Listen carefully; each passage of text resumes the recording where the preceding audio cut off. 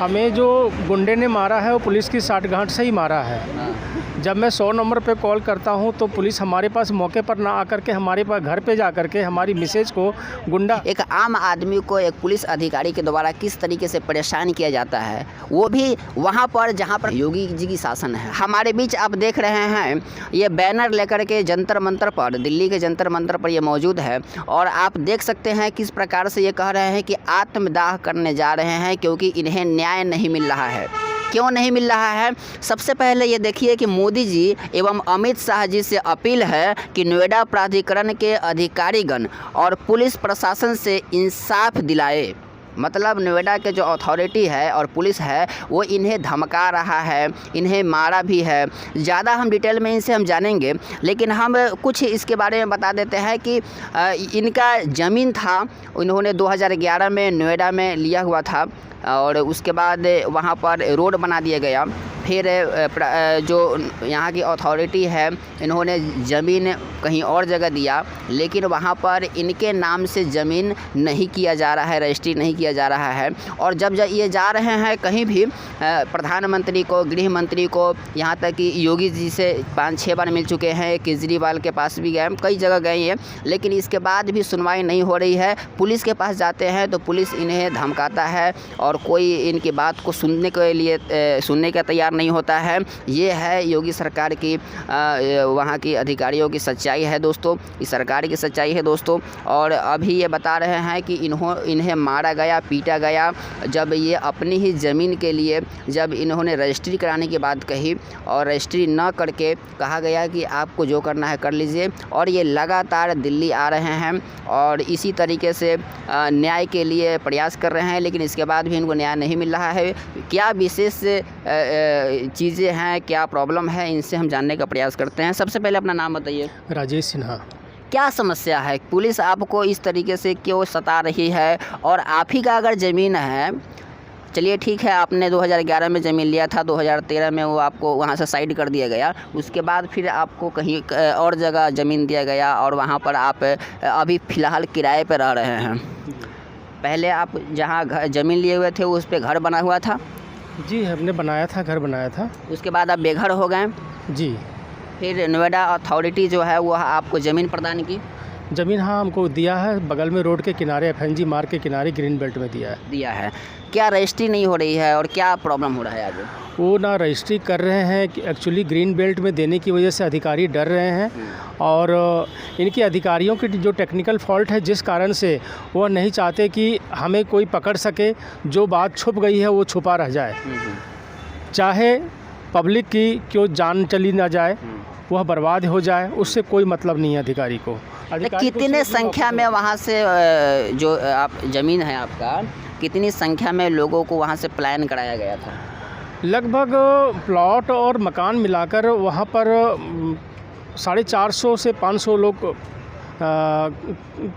बाकी लोगों का रजिस्ट्री हो चुका है, आप ही का बचा हुआ है या बाकी सभी लोगों का रजिस्ट्री नहीं हुआ है? जिन लोगों को दिया है वह किसी की रजिस्ट्री नहीं हुई है, सिर्फ एक कागज़ में लिख के दिया है कि इस खसरा में मैंने आपको दे दिया।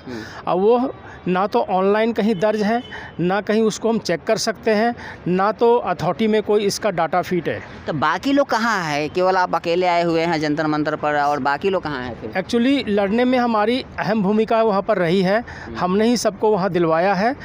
तो क्या और लोगों को कोई समस्या नहीं है इससे? जी, केवल आप ही को है? हमें इसलिए समस्या है कि मैं जानता हूं कि वहां पर समस्या है क्या।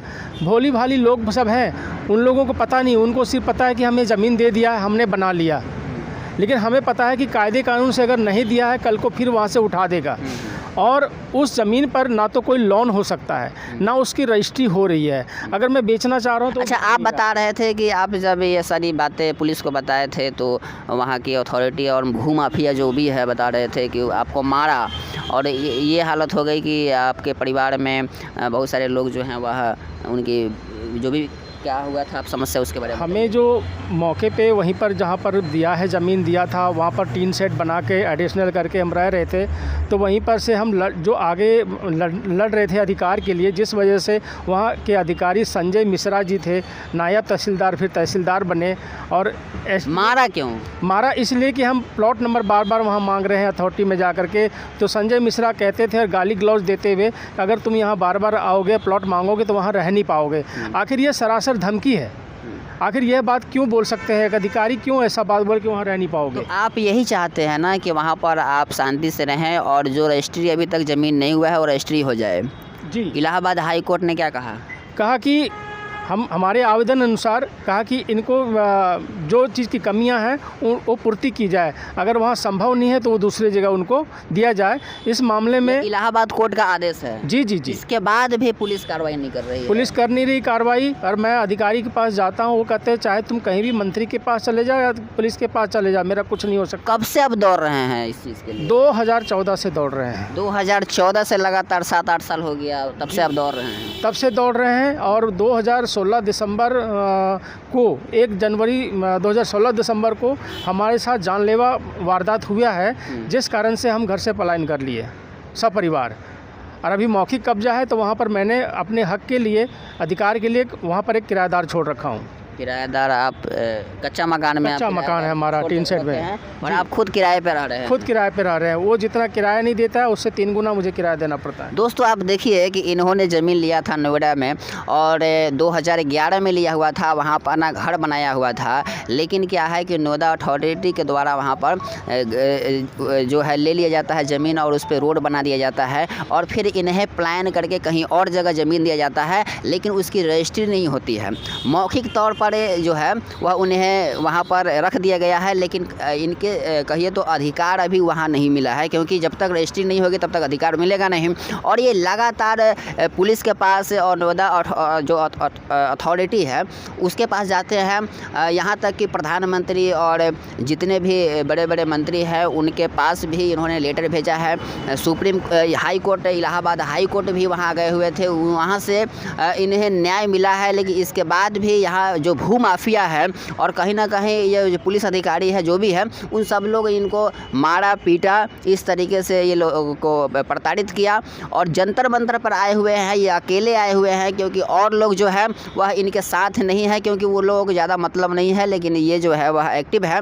हमसे ये समस्या बताया है, इसीलिए मैंने सोचा कि मुझे इनकी हेल्प करनी चाहिए, क्योंकि अकेले आए हुए हैं और लगातार ये कई दिनों से आ रहे हैं, लगभग 7-8 साल से लगातार यहाँ आ रहे हैं। ये योगी सरकार जो कहती है दोस्तों कि हमारे यहाँ जो है वह अधिकारियों की नहीं चलने वाली है, या फिर है मवाली है उन लोगों की नहीं चलती है ना, बुलडोज़र बाबा के नाम से प्रसिद्ध है। इसके बाद भी ऐसे आम आदमी को किस तरीके से परेशान होना होता है आप देख सकते हैं। तो क्या कहिएगा, आपको लग रहा है कि इस तरीके से आपको मिल जाएगी? हमें जो गुंडे ने मारा है वो पुलिस की साठगांठ से ही मारा है। जब मैं 100 नंबर पे कॉल करता हूँ तो पुलिस हमारे पास मौके पर ना आकर के हमारे पास घर पे जा कर के हमारी मिसेज को गुंडा पुलिस वाले के सामने गाली गलौज, माँ बहन की गालियाँ बकता है। कहाँ है नेता? माँ बहन की गालियाँ बकते हुए जो हम कैमरा में क्या चाहता है? नहीं, पुलिस क्या चाहती है कि आप वहाँ से चले जाएं? क्या चाहती है? सब लोग वही चाहता है कि यह ईमानदार व्यक्ति है या किसी से लेन देन नहीं करता है, पुलिस वहाँ से कमा नहीं पाती हमारी वजह से, ये चाहता है कि चले जाए यहाँ से। तो आखिर मैं उन लोगों की जीत मिल चुकी है, मैं जा चुका हूँ, मैं गोपनीय रहता हूँ। अब मैं पुलिस के पास जाता हूँ लेटर लेकर कि अधिकारी से मुझे ये कार्रवाई करवाएं। अधिकारी मुझे धमकी देते हैं तो वो सुनने को तैयार नहीं, वो कहते हैं कि ये हमसे बड़ा अधिकारी है, मैं इस पर कार्रवाई नहीं कर सकता हूँ। अच्छा, आप बता रहे थे कि वो जो ज़मीन आपको अभी मिला है, बदले में मिला है, वो ज़मीन जो है वह अभी भी ग्रीन अथी में आता है, जोन में आता है? ग्रीन जोन में आता है, एनजीटी का में आता है। ग्रीन बेल्ट होने की वजह से अधिकारी नंबर नहीं दे पा रहे हैं, वो खुद फंसे हुए हैं।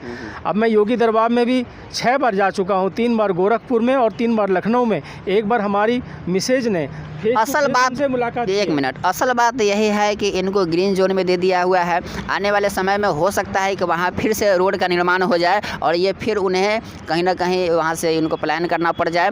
और असल बात यह है कि अभी भी वो रोड में ज़मीन है, जो यहाँ पर ये प्लान इनको कराया गया है रोड में ज़मीन है। अथॉरिटी देख रही है कि अथॉरिटी किस आधार पर आखिर इनको रजिस्ट्री करेगी, क्योंकि वो अब खुद फंसती हुई नज़र आ रही है, इसीलिए कहीं ना कहीं इन्हें परेशान किया जा रहा है। असल बात तो यही लग रहा है। असल बात यही है, कोर्ट ने जो ऑर्डर किया हुआ है वो बिल्कुल अंधा ऑर्डर किया हुआ है। मतलब एक डायरेक्ट ऑर्डर होता है कि इनको भूखंड संख्या दिया जाए, वैसा ना कह करके हमारी पत्रों मौखिक तौर पे दिया गया है। जी, हमें मौखिक तौर पर कब्जा दिया गया है और अन्य को भी दिया गया, करीब 75 लोगों को वहाँ दिया गया है जो मौखिक कब्जा है, और सब ने वैसे ही अवैध मकान बना लिया। और जब मैं प्लॉट के नंबर मांगता हूँ तहसीलदार से, विनीत मिश्रा जी से, तो वो कहते हैं जैसे सबने बेच दिया वैसे आप भी बेच दो। यानी अधिकारी हमें कहते हैं कि आप अवैध तरीके से बेचो। यानी सबसे बड़ा गुंडा अगर मुझे नज़र आता है तो अधिकारी नज़र आ रहा है। देखिए दोस्तों, यूपी में गुंडा जो है ना वो सफाया हो रहा है कहा जाता है,